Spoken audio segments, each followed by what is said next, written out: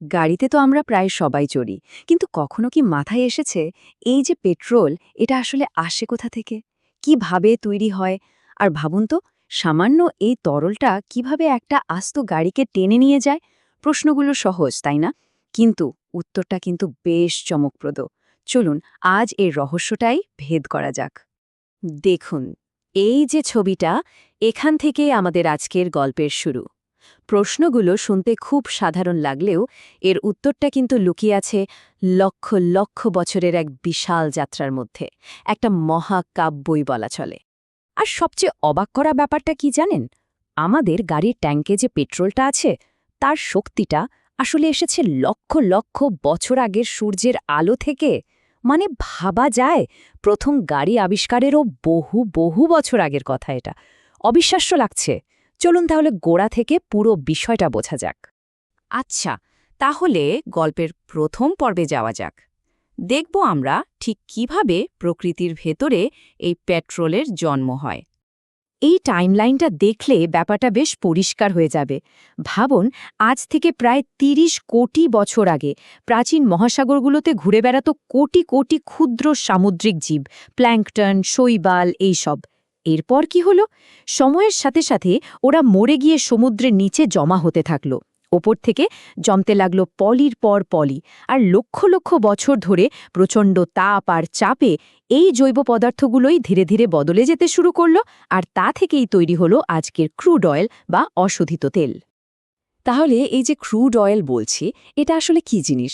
সোজা কথায় এটা একটা প্রাকৃতিক জীবাশ্ম জ্বালানি, মানে লক্ষ লক্ষ বছর আগে মরে যাওয়া সামুদ্রিক প্রাণীর দেহাবশেষ থেকে তৈরি। এর ভেতরে কি আছে?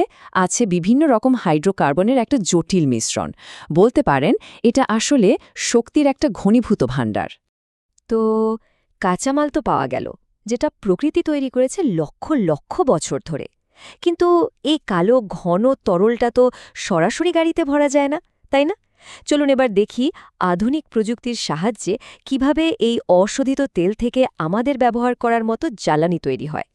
এই প্রক্রিয়াটার একটা দারুণ নাম আছে, ফ্র্যাকশনাল ডিস্টিলেশন, বাংলায় যাকে বলে আংশিক পাতন।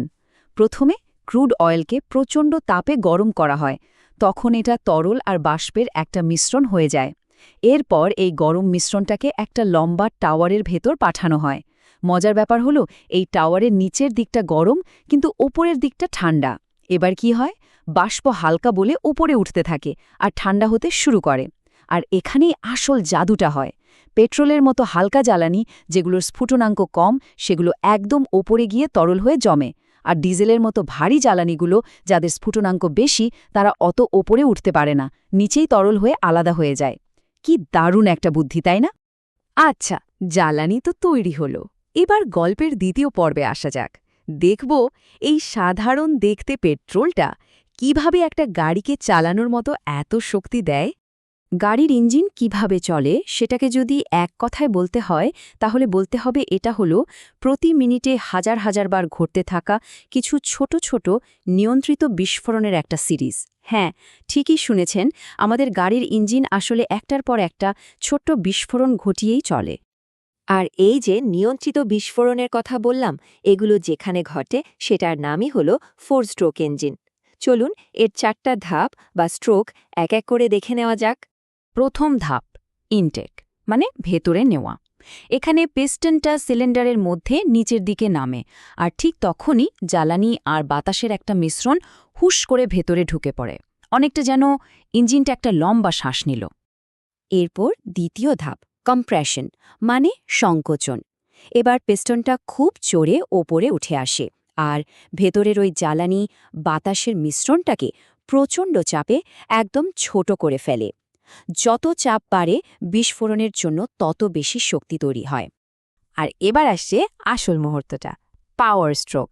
একটা স্পার্ক প্লাগ থেকে ছোট্ট একটা স্ফুলিঙ্গ বের হয়, আর সাথে সাথে ওই চাপে থাকা মিশ্রণটাতে আগুন ধরে যায়। ফলাফল একটা শক্তিশালী বিস্ফোরণ, যেটা পিস্টনকে সজোরে নিচের দিকে ধাক্কা মারে। গাড়ির চাকা ঘোরানোর আসল শক্তিটা কিন্তু এই ধাক্কা থেকেই আসে। শেষ ধাপটা হলো এক্সস্ট, মানে বের করে দেওয়া। পিস্টনটা আবার উপরে ওঠে, আর বিস্ফোরণের পর যে ধোঁয়া বা বর্জ্য গ্যাস তৈরি হয়, সেটাকে সাইলেন্সার পাইপ দিয়ে বাইরে বের করে দেয়। ব্যাস, এই 4টা ধাপই মিনিটে হাজার হাজার বার পরপর চলতে থাকে আর আমাদের গাড়িও ছুটতে থাকে। তাহলে পুরো ব্যাপারটা একবার ভাবুন তো, লক্ষ লক্ষ বছর আগেরকার সামুদ্রিক জীব, সেখান থেকে মাটির নিচের তেল, আর সেখান থেকে আমাদের গাড়ির ইঞ্জিনের ভেতরে এক মুহূর্তের একটা বিস্ফোরণ। এটা শক্তির কি এক অবিশ্বাস্য সফর, তাই না? এই সংখ্যাটা দেখুন একবার, 98 টন। এটা একটা ধারণা যে মাত্র 1 গ্যালন মানে প্রায় 4 লিটার পেট্রোল তৈরি করতে প্রকৃতিতে প্রায় 98 টন প্রাচীন জৈব পদার্থ লেগেছিল। ভাবা যায়, লক্ষ লক্ষ বছরের জমে থাকা শক্তিকে যেন একটা ছোট্ট ক্যানের মধ্যে ঘনীভূত করে রাখা হয়েছে। সুতরাং পরের বার যখন গাড়িতে তেল ভরা হবে, তখন একবার এই সফরটার কথা ভাবা যেতে পারে। আসলে আমরা ট্যাঙ্কে ভরছি লক্ষ লক্ষ বছরের পুরনো সূর্যের শক্তি। সেই প্রাচীন সূর্যের আলো থেকে আজকের গাড়ির ইঞ্জিনের একটা ধাক্কা, এটা সত্যি বিশাল একটা সময় জুড়ে শক্তির এক অসাধারণ যাত্রা। আমরা জীবাশ্ম জ্বালানির মাধ্যমে অতীতের শক্তিকে কাজে লাগাতে শিখেছি। এটা আমাদের সভ্যতাকে অনেক দূর এগিয়ে দিয়েছে, কোনো সন্দেহ নেই। কিন্তু প্রশ্নটা হলো, এই শক্তির ভাণ্ডার তো একদিন ফুরিয়ে যাবে।